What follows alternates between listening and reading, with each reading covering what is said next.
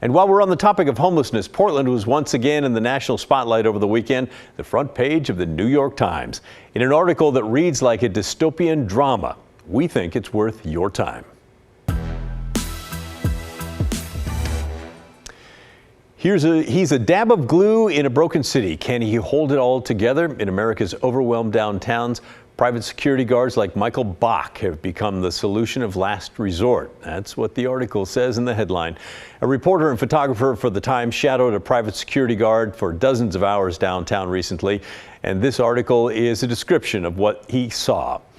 Intense is one word that I would use to describe it. It could make a laundry list of adjectives, but one thing it does not do is leave you feeling warm and cozy about the state of downtown Portland. Depressed, hopeless, those are closer. You get the idea. The article includes all kinds of data about overdoses and police responses, many of which we've reported right here on the story. But it's the interactions between the private security guard and the homeless that really paint a picture that many of us have seen in our downtown.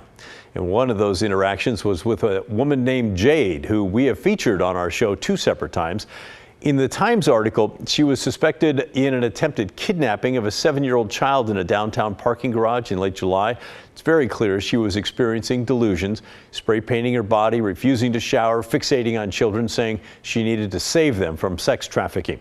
Just a few weeks before that incident, our own Blair Best was on the streets of Portland with Jade's mom, who searched for her daughter to try to get her help. From trying to get her into rehab to simply begging the police to arrest her, nothing has happened that has worked out so far. And then in the middle of August, Blair found Jade on the street again and worked to try to get her help at the Rosehaven Day Center.